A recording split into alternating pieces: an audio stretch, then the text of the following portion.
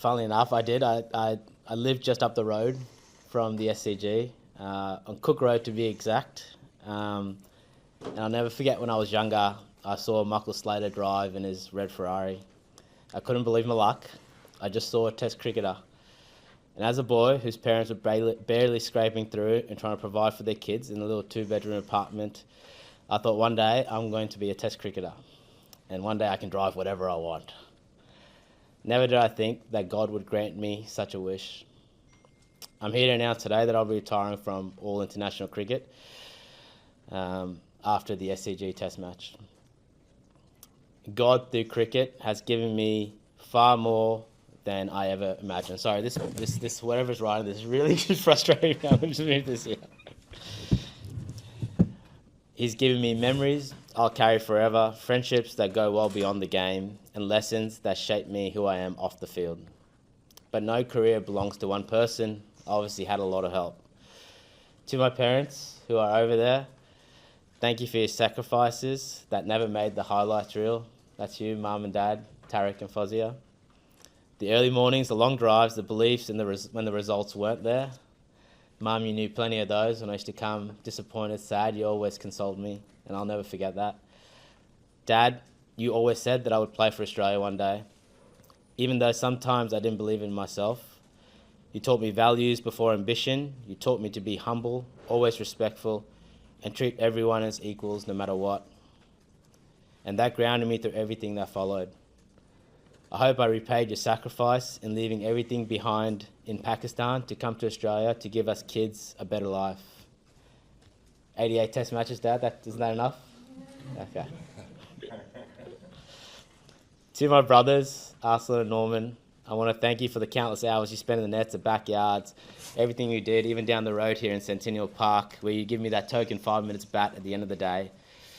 Without your time and effort, I wouldn't be here, nor would I have my pull shot, because all you did was bump me. But you always instilled in me that my journey would be tougher than the other kids.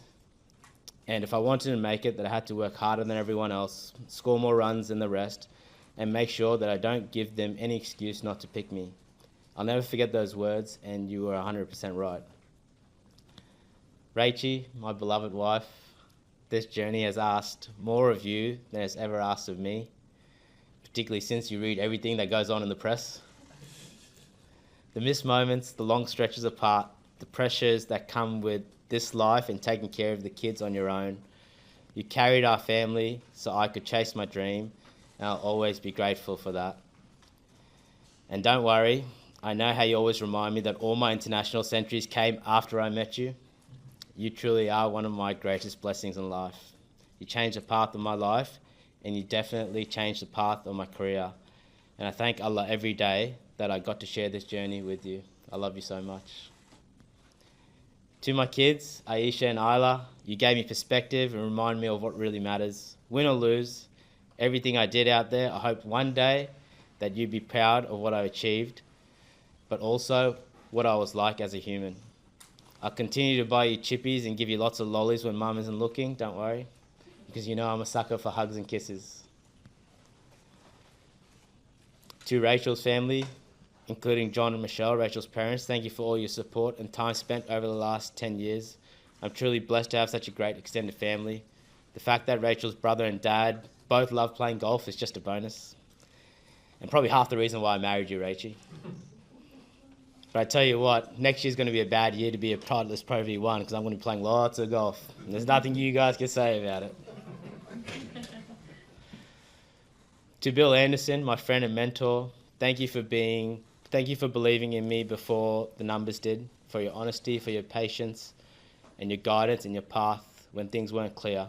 You helped shape my career, but also my character. To my teammates, coaches, support staff, it's been a privilege sharing the dressing room with you. You make the hard days manageable and the good days unforgettable. Cricket is a team game, but more than that, it's a people game. And I've been incredibly lucky with the people I've gotten to be around. Along the way, I've learnt that not everything in life is in our control. I train my best, but then it's all up to Allah. And Allah is the best of planners. If He wasn't, I wouldn't be here right now. This game humbles you. It tests your patience, your resilience, and your character. And if you're lucky, it teaches you gratitude. Even on days that doesn't go your way, alhamdulillah always. I hope I've inspired many children along the way, particularly those who feel that they are different, those who feel that they don't belong, or those others tell that they will never make it.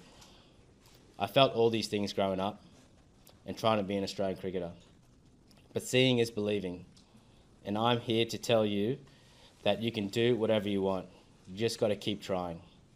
Never let anyone convince you that you can't, because if they do convince you, then you never will. I'm a proud Muslim coloured boy from Pakistan who was told that he would never play for the Australian cricket team. Look at me now. And you can do the same.